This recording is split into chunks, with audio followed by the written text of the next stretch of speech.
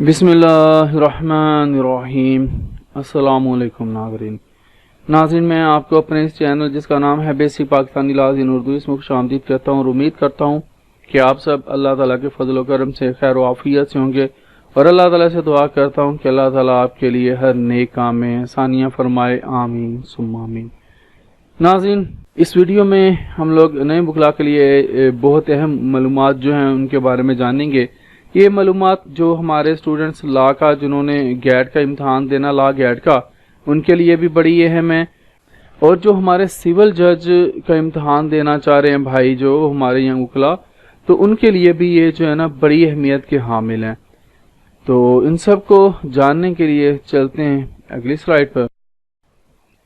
नाज़रीन, मैंने आपको अपनी पिछली वीडियो में कहा था कि मैं आप लोगों के साथ वो मालूमात शेयर करूँगा जो नए आने वाले वकला के लिए नहायत अहम हैं।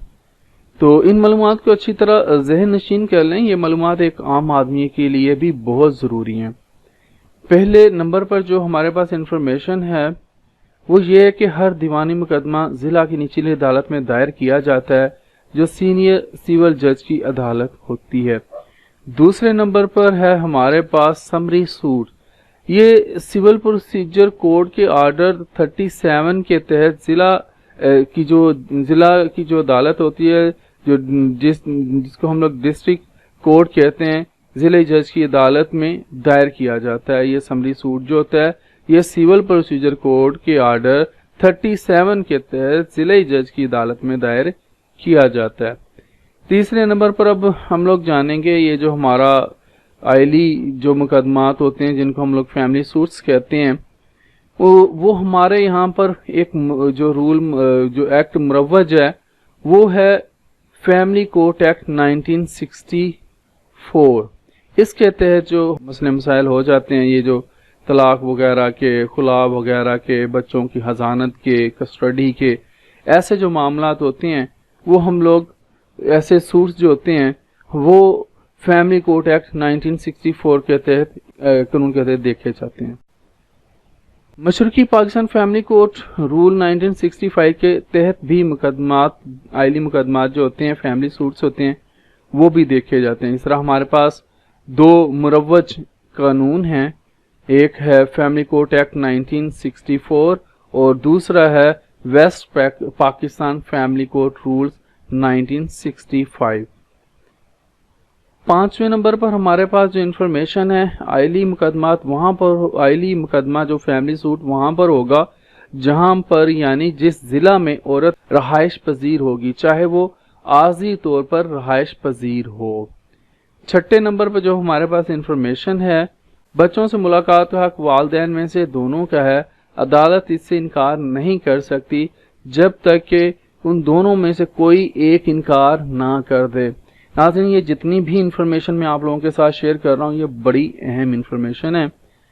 सातवें नंबर पर जो है वो है स्टे आर्डर से मुतल्लक है। स्टे आर्डर मुस्तकिल भी होता है और आर्जी भी होता है। परपेचुअल जिसको हम लोग परमानेंट कहते हैं, और ये परमानेंट भी हो सकता है और ये टेम्परेरी भी।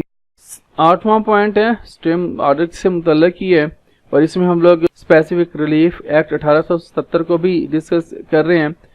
मुस्तकिल जिसको परपेचुअल या परमानेंट स्टे आर्डर कहते हैं, ये स्पेसिफिक रिलीफ एक्ट 1877 के तहत जारी किया जाता है। नाज़रीन, ये जहन में बिठा लें, ये इस एक्ट 1877 का जो स्पेसिफिक रिलीफ एक्ट है उसके तहत जो है स्टे आर्डर जारी किया जाता है मुस्तकिल। नंबर 9 है आर्जी स्टे आर्डर जो होता है वो सिविल प्रोसीजर कोड के रूल नंबर 1 और 2 के तहत दिया जाता है। ये 2-3 पॉइंट्स है, ये 3 पॉइंट्स हैं वो हमने जाने स्टे आर्डर से मुतल्लिक। 10वें नंबर पर हमारे पास जो इंफॉर्मेशन है, किसी भी दीवानी मुकदमा में दरख्वास्त दी जा सकती है और जज इसको ख़त्म करने या कबूल करने का पाबंद होता है। ये मैं आप जो रिजेक्शन ऑफ प्लेंट है और एक्सेप्टेंस ऑफ प्लेंट्स वगैरह, ये आप मेरा एक प्ले लिस्ट है सिविल को प्रोसीजर कोड की, वहां से आपको इसके मुताबिक इंफॉर्मेशन मिल जाएगी। 11वें नंबर पर है डिक्री, जो बिगड़ के डिग्री हो गया हुआ है, जिसको हम लोग अदालती फैसला कहते हैं। डिक्री पहली या आखिरी होती है और ये हमेशा काबिल समात होती है। یہ بات ذہن میں رکھ لیں کہ یہ قابل سماعت ہے۔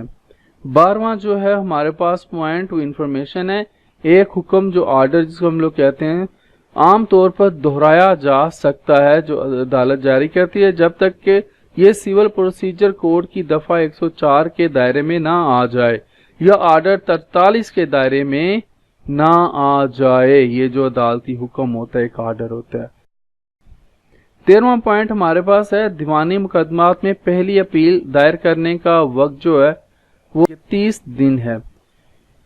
دیوانی مقدمات میں پہلی اپیل دائر کرنے کا وقت 30 دن ہے۔ اب 14واں پوائنٹ ہے ہمارے پاس دیوانی مقدمات میں دوسری اپیل دائر کرنے کا وقت 60 دن ہے۔ 15واں جو پوائنٹ ہے انفارمیشن ہے جو 15ویں نمبر پر وہ ہے دیوانی نظر ثانی دائر کرنے کا وقت جو ہے وہ 90 ڈیز ہے، 90 دن ہے، 90 ڈیز ہے، 90 دن ہے، یعنی کہ جس کو ہم لوگ سیول ریویژن کہتے ہیں اس کو جو ہم لوگ دائر کرتے ہیں ریویژن کے لیے، ریویژن جو ہم لوگ دائر کرتے ہیں اس کے لیے جو وقت ہوتا ہے وہ ہوتا ہے 90 دن۔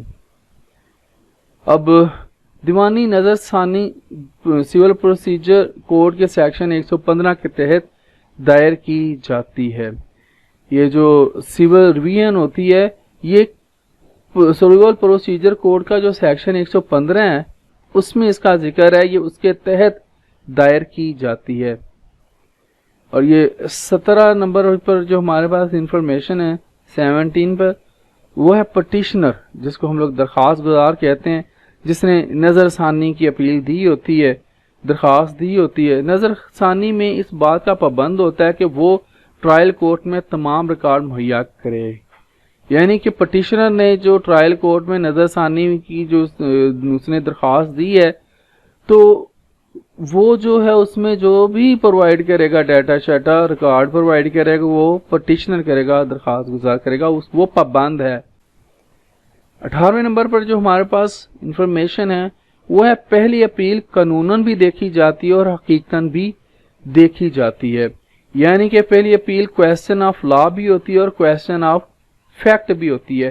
As a question of law بھی دیکھی جاتی ہے as well as question of fact بھی دیکھی جا سکتی ہے۔ 19ویں نمبر پر ہمارے پاس جو انفارمیشن ہے وہ ہے دوسری اپیل کو قانونی طور پر دیکھا جاتا ہے، یعنی کہ وہ کویسچن آف لا ہوتی ہے جو سیکنڈ اپیل ہوتی ہے۔ 20ویں نمبر پر جو ہمارے پاس پوائنٹ ہے وہ ہے عام دیوانی مقدمات میں پہلی اپیل ضلعی جج کی عدالت میں دائر کی جائے گی، جس کو ہم لوگ ڈسٹرکٹ جج ہوتا ہے اس کی عدالت میں پہلی جو دیوانی اپیل ہوتی ہے وہ دائر کی جائے گی۔ 21ویں نمبر پر جو ہمارے پاس پوائنٹ ہے وہ ہے عام دیوانی مقدمات میں دوسری اپیل عدالت عالیہ میں دائر کی جاتی ہے، ہائی کورٹ میں دائر کی جاتی ہے۔ عام دیوانی جو اپیل ہوتی ہے مقدمات میں دوسری اپیل ہوتی ہے وہ۔ 22ویں نمبر پر جو ہمارے پاس پوائنٹ ہے دیوانی عدالت west Pakistan civil code act 1962 کے تحت لا محدود معاشی اختیارات رکھتی ہے، جس کو ہم لوگ پیکنوری جورسڈکشنز کہتے ہیں وہ۔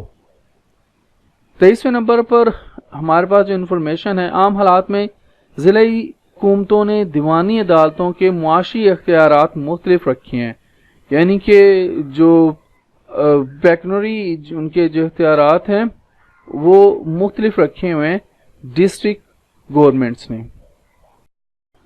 آخری جو ہمارے پاس انفارمیشن ہے جو 24ویں نمبر پر ہے، جب عدالت عالیہ میں پہلی بار ایک مقدمہ دائر کیا جاتا ہے تو اسے سنگل بینچ سنتا ہے۔ ہائی کورٹ میں جب بھی پہلی بار ایک مقدمہ دائر کیا جاتا ہے تو اسے ایک سنگل بینچ جو ہوتا ہے وہ سنتا ہے۔ تو ناظرین اب آج کے لیے اتنا ہی، زندہ رہا تو آپ کے ساتھ پھر انشاءاللہ اگلی ویڈیوز میں ملاقات ہوگی، اجازت دیجیے۔